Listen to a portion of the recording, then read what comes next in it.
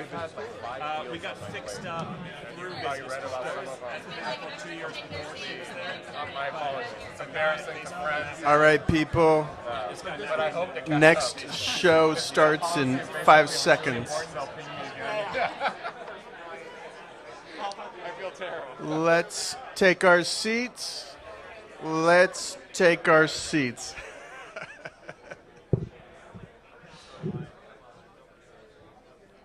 Love herding cats. Yeah.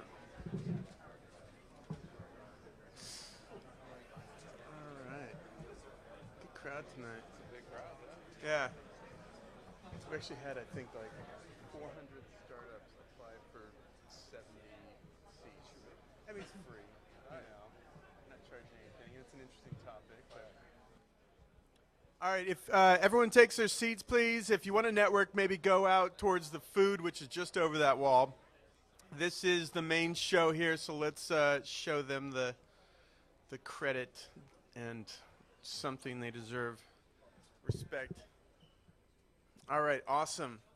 So this is our last panel of the evening on early stage startup M&A. We have such an amazing panel here. I'm going to let them introduce themselves. Maybe if we go down the list, just say who you are, what you do, and what is on your wish list for Santa Claus this year. Just to. Yeah. My name's Amin Zufanoon. I do corp dev, which is M&A at Google. I've been there about, I guess I'm in my 8th year.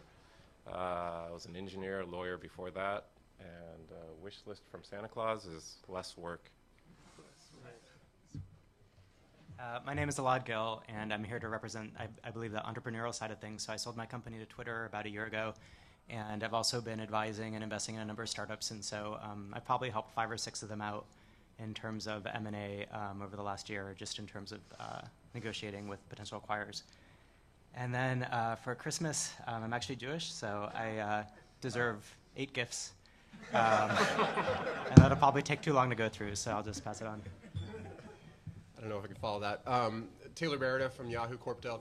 In terms of things I would want for Christmas. Or from Hanukkah Charlie. Yeah, no, Hanukkah it's fine. So I guess first of all, I've been at Yahoo about 18 months and worked across our business in sort of social, the ad side, as well as the communications group as well. In terms of what I would want for Christmas, we were actually just talking about the fact that unfortunately this past year was sort of devoid of personal lives, and so it's hard to even think about what I would actually want. So I'll probably stick with the fact that my daughter just lost her first front tooth, and so the other one seems to be on the way, so we'll sort of do that stereotypical, all you want for Christmas is your 2 front teeth. So should be a good Christmas at our household. I'm Mike Brown. I manage corporate development at Facebook. I've been at Facebook for about 2 years, and my girlfriend and I both really want puppies, but we can't really look after them because of our schedule. So if we could have dogs at the office, I think we would want puppies for Hanukkah/Christmas. Puppies, great. So, if you're trying to pitch your startup to Mike, just show up with a puppy and drop it off. So just real quick on the format, we've got about 40 minutes for the panel, and then we'll have about half hour for audience Q&A. I want to get through a couple core topics, and then we'll open it up. So be thinking of what you want to ask these guys. Let's start with you. Google is a deal machine. I don't know how many deals have you done this year, but start us off with a little overview of the process. What happens when you're acquiring a startup? What teams are involved? How long does it take? Give us just kind of an overview of the process from the Google perspective. Sure. So the process is not standard by any means. I would say that it depends on the particular startup, why we're looking at it, and who's looking at it within Google. So average time we quote is a couple months or a month. It could be shorter. Actually, the bigger deals tend to go much quicker. The smaller deals tend to take longer, and we could talk about why that is generally. And the process is generally we get to know the team, we get to know the technology, we get to know whatever we can before we kind of go to our executives and seek approval for the deal and get consensus from the various teams. And then what happens is you as a startup would see much bigger than I think most people expect team of professionals that get involved, which includes my team, which leads a integration team, a finance team, a legal team, HR for getting people offers and getting them Google badges and to conduct the diligence and get the deal through. So it's, I think, a typical process for the most part. Maybe talk about the diligence and information. You know, a lot of startups have concerns when they start to talk to a large company, as Naval was talking about, of sharing information, you know, worried about Google becoming a competitor. Maybe, you know, what information is disclosed and when in the process? You know? Absolutely. No, that's a good question. And as paranoid as startups are and entrepreneurs are with respect to their confidential information, and they should be, we as a big company who pride ourselves on doing things right and good and all that and not evil are very paranoid. I think I could speak for most of the companies up here about actually being tainted with third-party confidential information. So we're very careful to only receive just enough to make decisions to get to the next step. So it's a very kind of pyramid process. As you get deeper, you sign a term sheet, you're close to a merger agreement, we would exchange deeper kind of confidential information.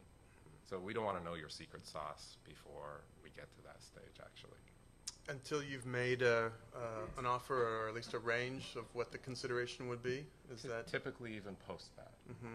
We get a good idea of things. We try to agree on what the deal terms would look like. Once we sign a term sheet and go down the process of diligence, and we get closer to a definitive merger agreement, you would see us do things like code reviews and such. good? Taylor or Mike, anything more on the process? Does it follow a similar format at Yahoo and Facebook?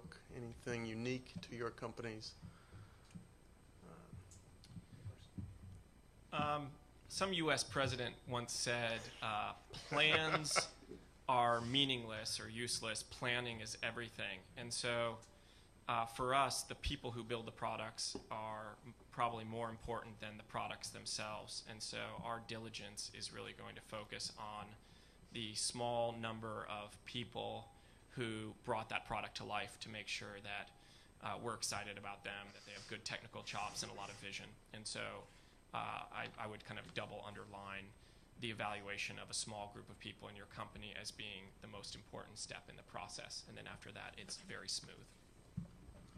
Yeah, I think for us it's similar. I think the nuance is, I think we're very focused on sort of cultural fit and alignment of vision. I mean, I think Yahoo, you know, over the last 15 years or whatever, has developed its own, you know, sort of culture and sense of, you know, what it's trying to do. And, you know, at times we've, you know, muddled our external articulation of that. But I think internally, you know, it matters that people want to be there and that they think that they can do more together with us than sort of just going off and seeing it as an exit and a check. So I think very early on, we're trying to get a feel for, you know, do we have a shared vision? And I think in regards to the question of sort of the secret sauce, you know, my sort of working assumption is that, you know, in theory, our engineers could go do anything, give them enough time. And so I'm not talking to any company that, you know, that we don't already assume that there's a speed to market thing, there's something unique there. And so it's almost like you can just take that off the table and not worry about it. I think the true secret sauce stuff,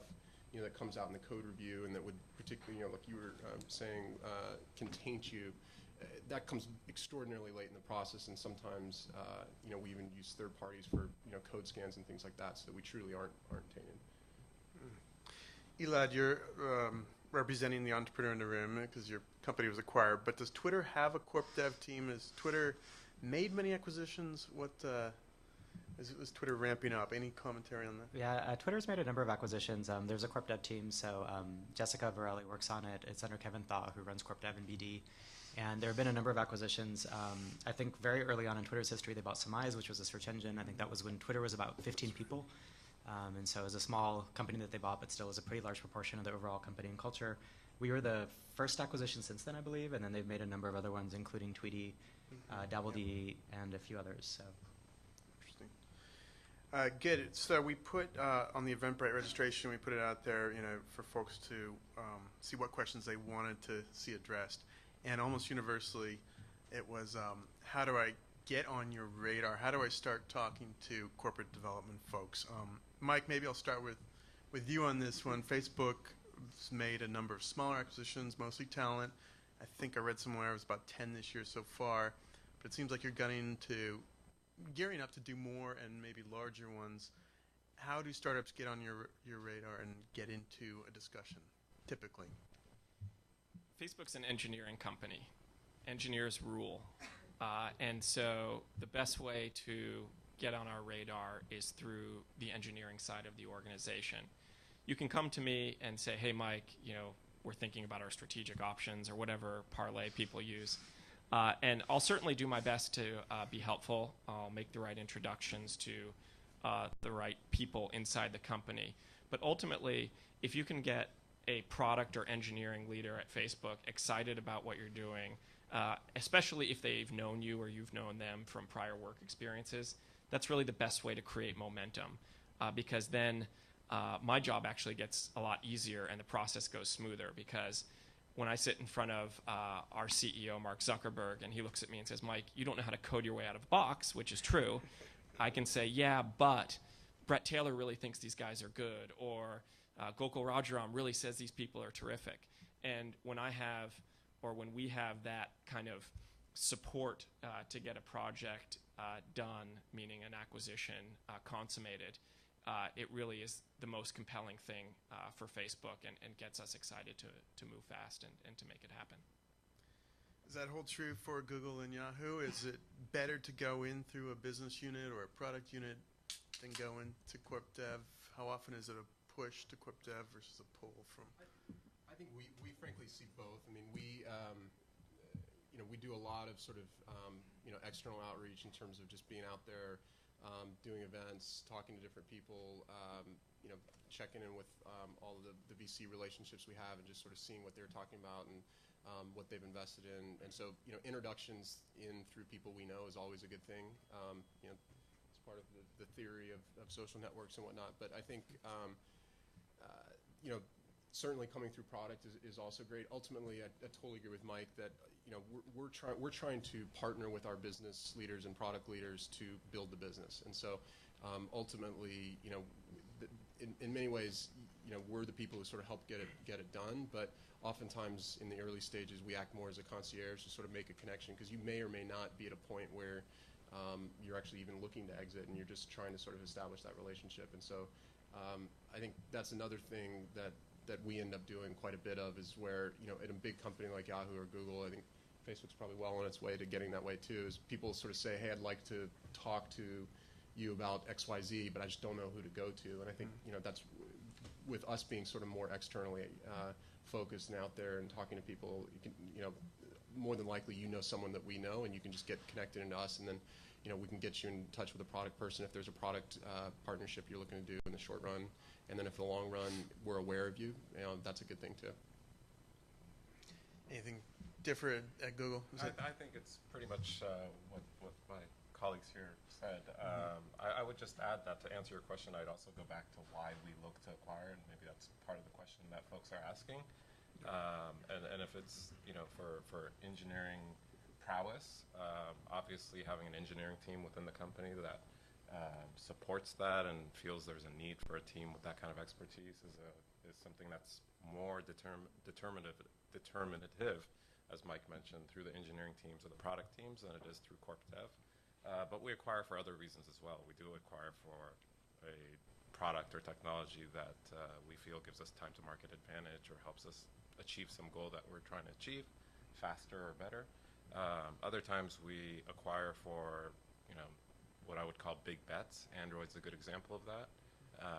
And then we also acquire things that have some kind of a leadership position, market leadership, technology leadership, and we could think of all the big deals that Google has